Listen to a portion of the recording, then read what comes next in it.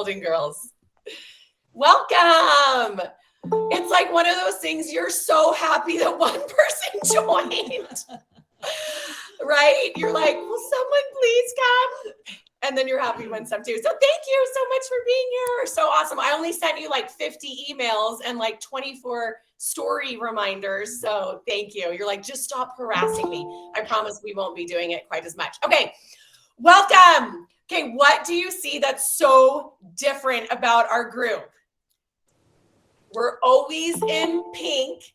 And today we are always going to be in blue. So we have the yes, yay. And we chose the sky blue. Are you actually able to show it for a minute? Yeah. You are the first ones to see. Boncom, Bonneville Communications came to us and said, we want to take your entire campaign for teen centers. So this is our new logo. Woo-hoo. They are doing this pro bono. They love what we're doing. I thought it was so neat. I mean, they take on like the Smithsonian and the Church of Jesus Christ of Latter-day Saints, like huge corporations, and they sought us out and said, we want to do this for you. So that is our new color. We and it's like this, you know, we're building, right? We're building, we're lifting, we're changing, we're creating these incredible teen centers across our state. And I love kind of that unfinished look of kind of this shelter. And then these build, like the letters are a little bit more masculine than what we've done in the past. But they're building, right? They're building blocks, they're building on each other. And I think it really says a lot about what we're looking to do here. So I'm going to give you like a quick 20-second intro into teen centers so that when we start talking about this and sharing some stories, you guys have a little bit of context, and then we're going to take a deep dive. And I promise you will be out of here by 9:29, like not a minute later. So bottom line is we went to the Utah legislature and we said, we did the period project and we got pads and dispensers and tampons on walls within a year. There was this basic need that was not being taken care of.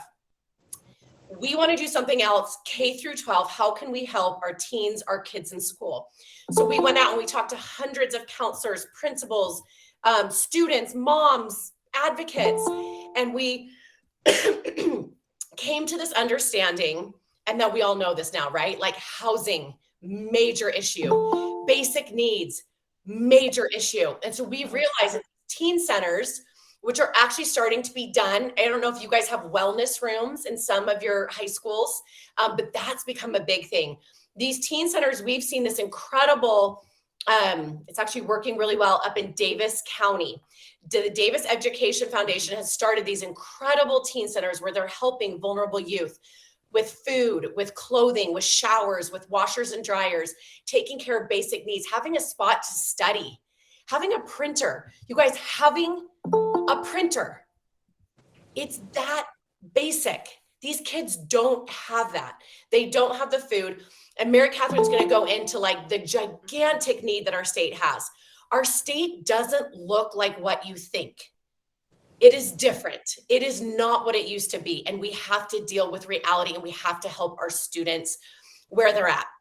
And so we know that there's thousands upon thousands, and I'll say 1 in 3 of our students that are economically disadvantaged, meaning our state deems them not reasonable to pay for their own school lunch. 1 in 3 of our neighbors, of the kids sitting in our classrooms, are deemed by our state and our school to say they actually can't afford to bring their own lunch. So we're going to provide this free and reduced lunch program, which is absolutely incredible. So knowing that these kids are 5 doors down, 5 seats away in every school, in every district, we decided that this teen center project, which is a really innovative solution. It's a place-based solution where this teen center providing laundry, showers, food pantry, whatever that may be. Each high school, by the way, will determine what that looks like for them, will be in the school. We will be retrofitting existing space within a school, just like the Davis Education Foundation has done.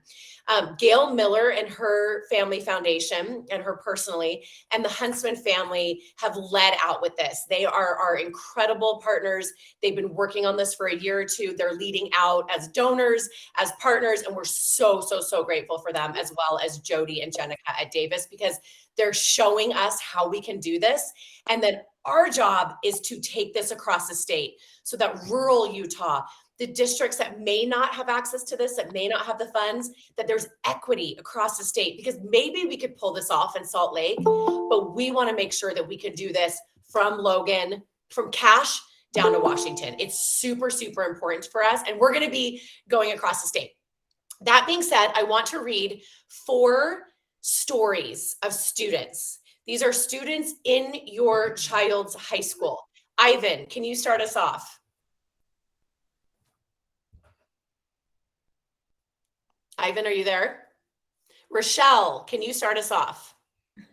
Happy to. Okay, this is from a student named Teddy.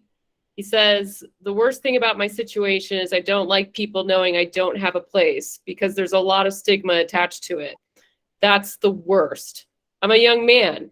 There are many girls in school that I might want to talk to. There are girls right now that I talk to. How to tell them that I'm staying in a shelter?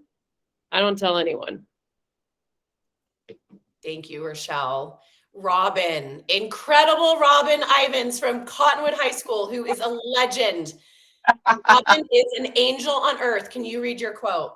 Yes, this is from Lily.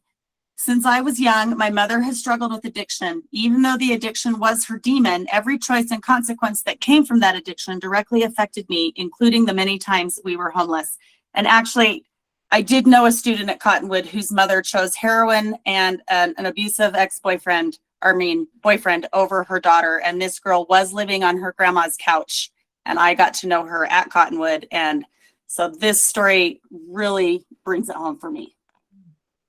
Thank you. I was just visiting Robin at her pantry and visiting the school over there. Hundreds of kids shopping in her pantry the other day. Hundreds. Like, you can't make it up. Ivan, are you on? Yeah, sorry, I couldn't find the mic. No problem. Ivan Gonzalez, Bessie in the house, incredible guy doing incredible things across our state. Ivan, thank you for all your good work. Can you read yours? Glad to be here. So this is Brett. I have always been a quieter kid. So when I started retreating into my junior year, it seemed like no one noticed. I got 2 to 4 hours of sleep a night, ate infrequently, felt worthless, and began to lose interest in everything, classes, friends. As time went on, I became more and more convinced that this was just how I was. I would think about asking for help and then be afraid of being a burden on my friends and family constantly, reinforcing the idea that they did not want me around. I woke up every morning crying and dragging myself out of the bed, feeling like I was carrying around a 50-pound backpack. Thank you so much, Ivan. One huge aspect that I haven't talked about is the mental health and wellness aspect of these centers.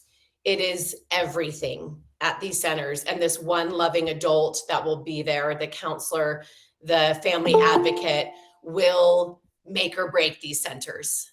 And it is all about that one loving adult that can change the trajectory of someone's life. And it's the kid that's going in for the pencil, for the granola bar, and the panic attack.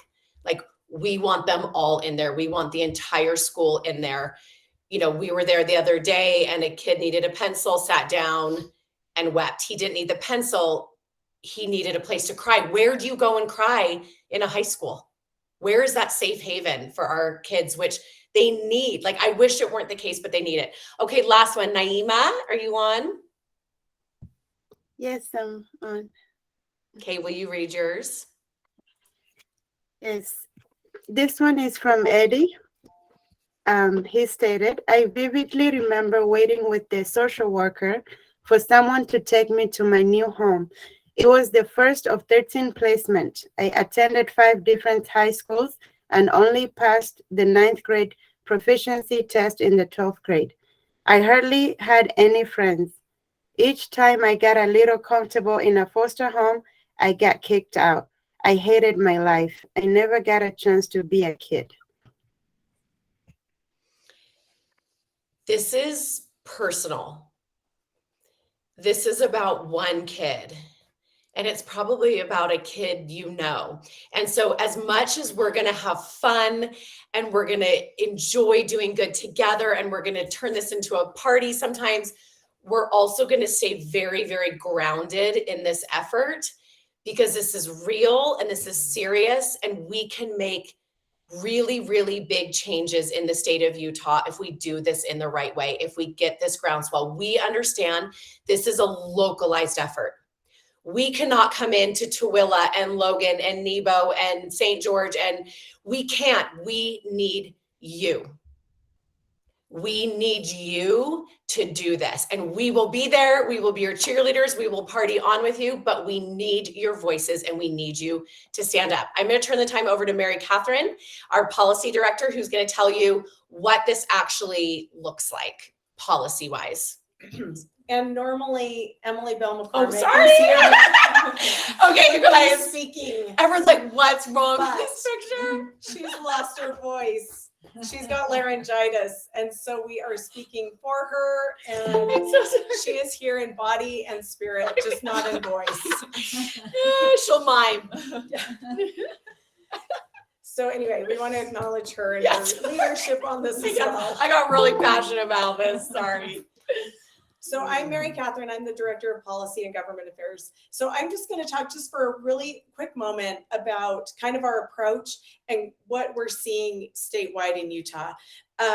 We just received the most recent numbers about students that are classified as McKinney-Vento. You might have heard that or filled out a form for your children's registration.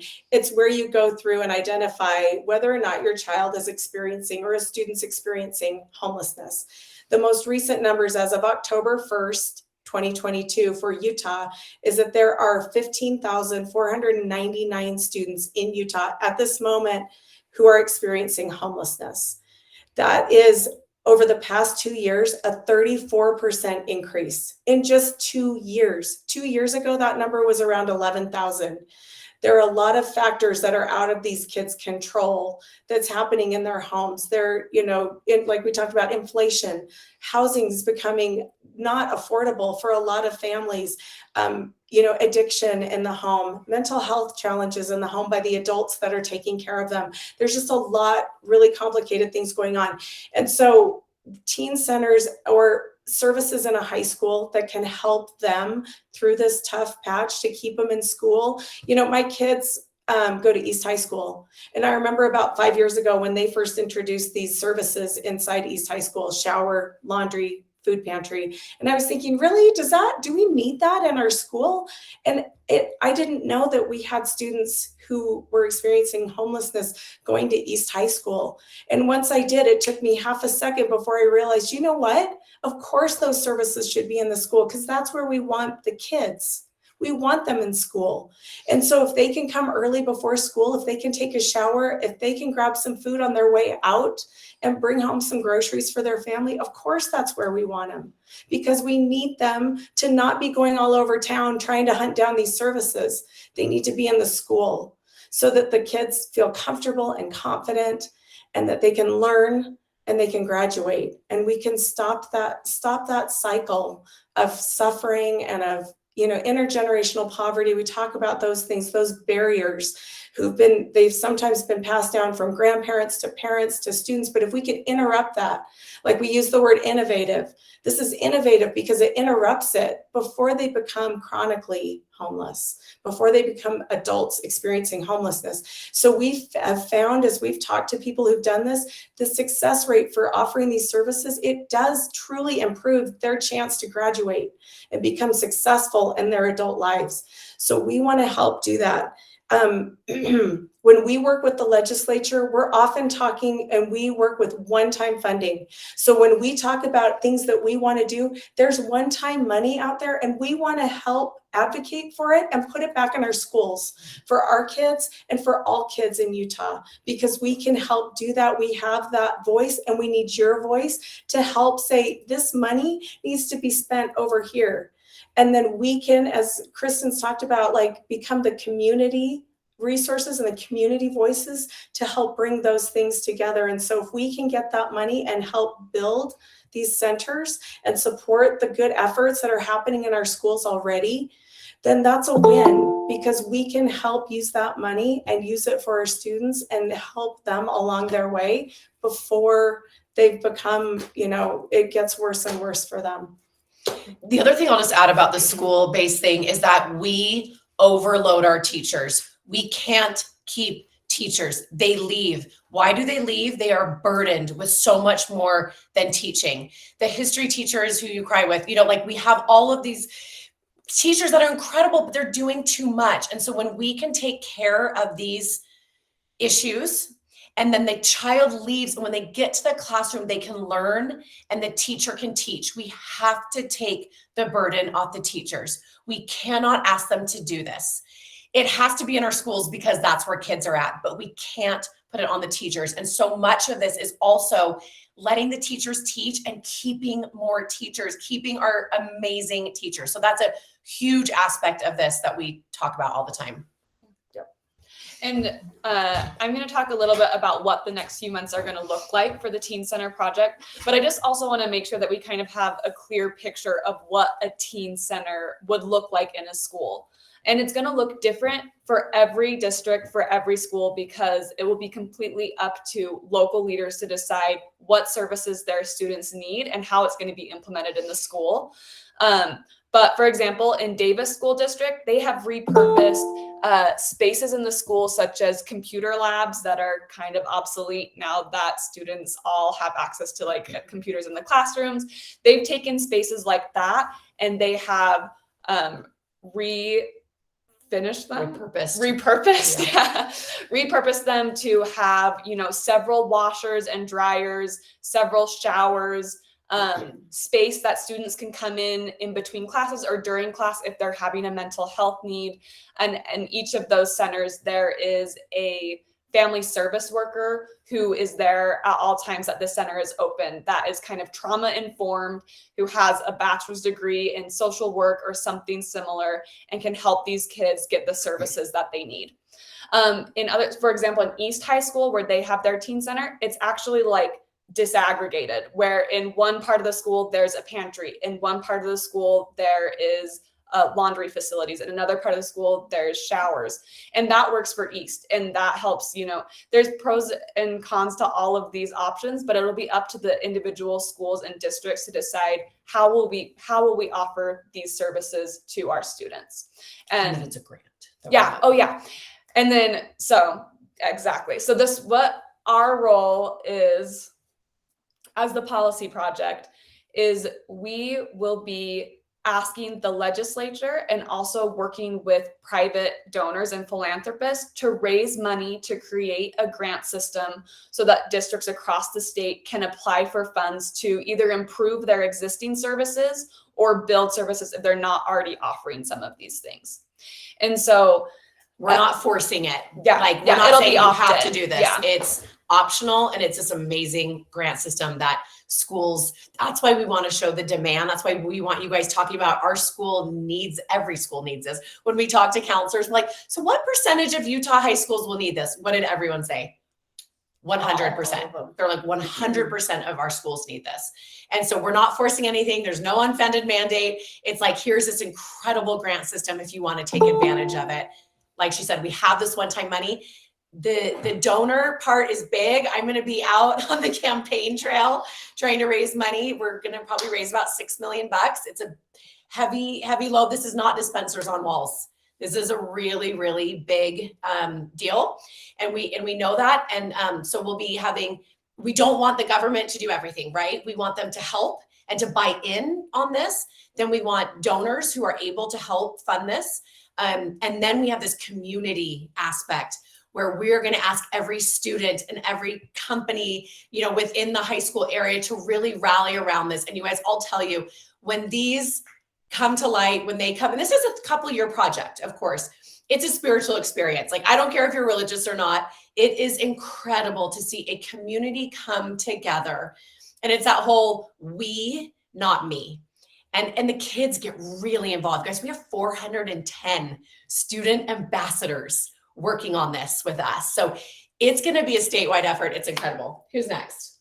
I want to talk about the rally. Yes. Are you there? Okay. You guys. Okay. So this is what we need from you. We want you to show up to the rally. It is next Wednesday, November 16th. And we want you to show up in blue, bring your carfuls, bring your kids, bring your neighbors, post about it on social media. We want to show the support we have for the Teen Center project. And it's going to be amazing. We're going to have a DJ. First 50 people there get a free t-shirt. It's a beautiful blue with our logo on it. Media will be there. Media, news. Photo ops, and we want to Field trip. We want to meet you. We want to answer your questions. We want your support. We want to work together. We need you, and it's going to be amazing. And it's 11:15 to 12:15 is when it will be having. We'll also have political leaders there speaking. Speaker to of the us. House. Speaker of the House. Maybe the governor. It's going to be Yeah. incredible. And it will be a great opportunity too, to just be a part of a positive, Yeah. political movement. Yes, So it's super positive, you guys. It's kid friendly. It's a field trip. Like, don't let school get in the way of your kids' education. Like, my kids still talk about the Capitol last year, and we'll post maybe some pictures from last year, but it was the most incredible. I mean, everyone's crying. And by the way, every single legislator is up on the Hill that day. We are doing it on an interim day.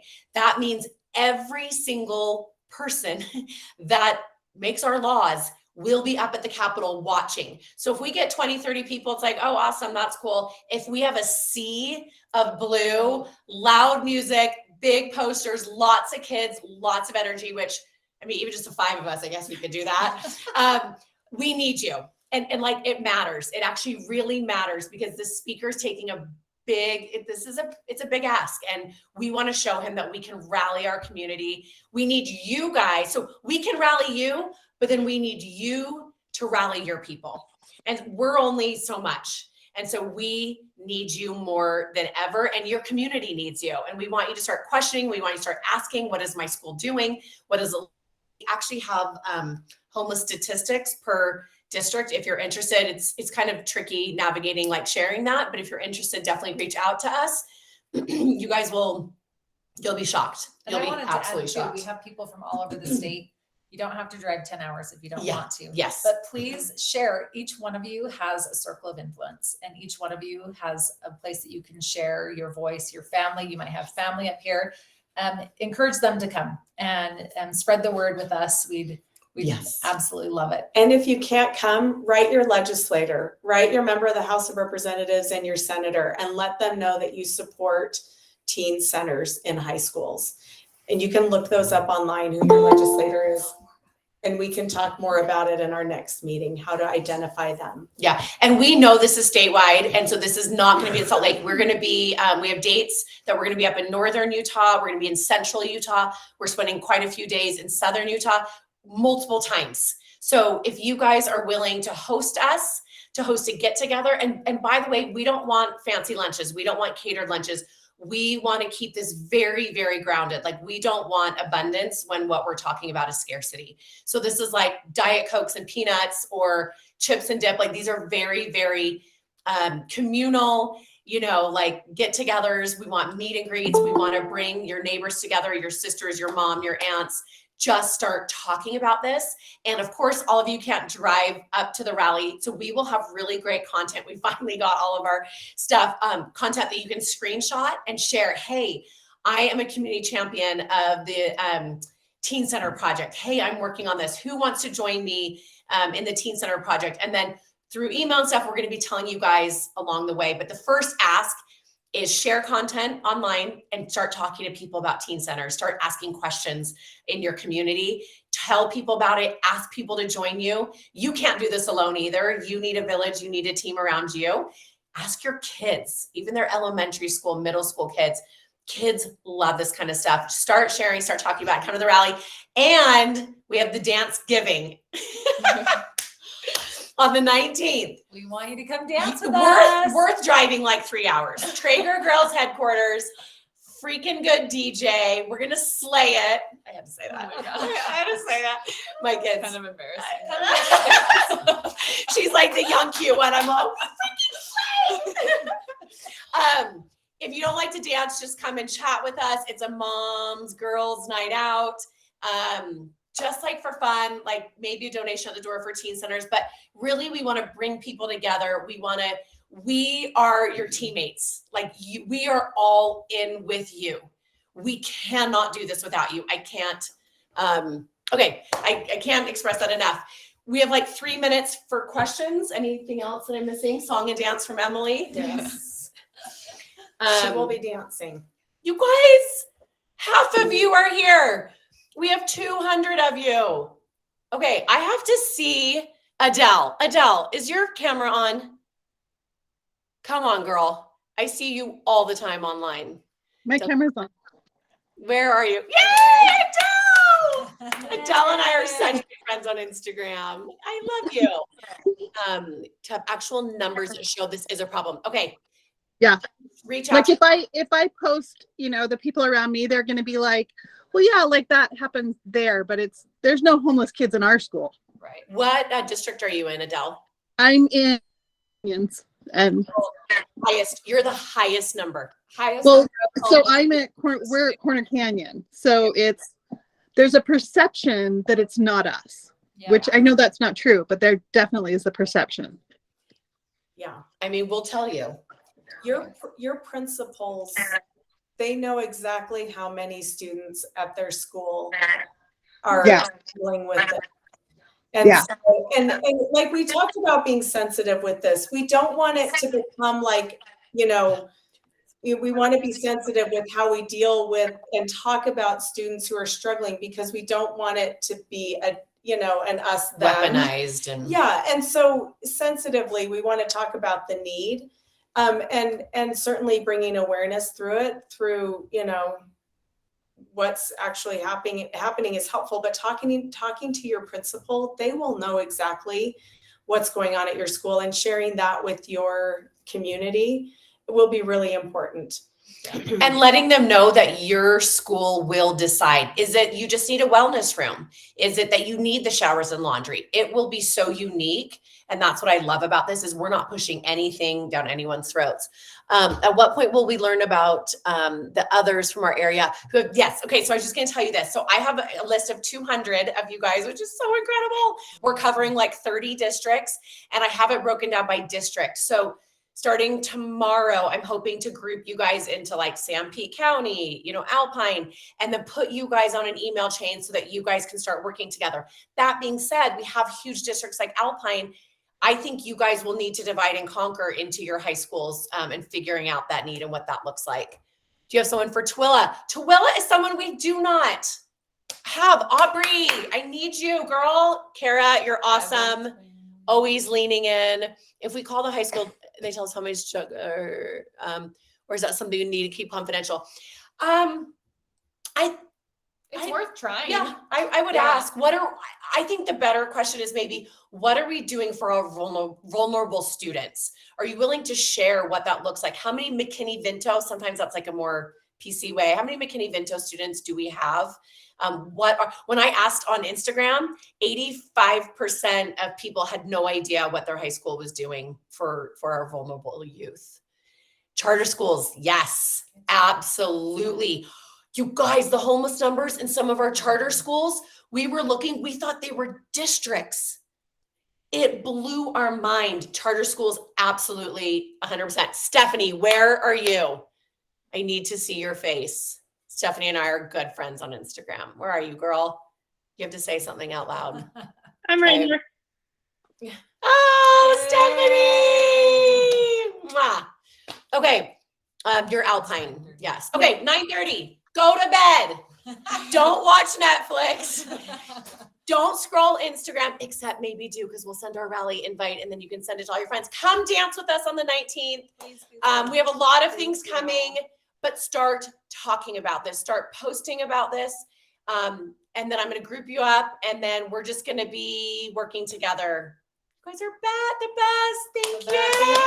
all so much. Thank you. Thank for you. coming. Thanks for We coming. need you. Our students need you. See you on Wednesday. See you Have a next good night. Wednesday. Bus loads of people. I will rent the bus for you. Actually, We will okay, dance that's a with great you. idea. We will dance with We'll you. dance with you. We'll dance with you. Okay, thanks guys. Good DM me night. too if you have any questions. You guys Thank are the you. best. Bye.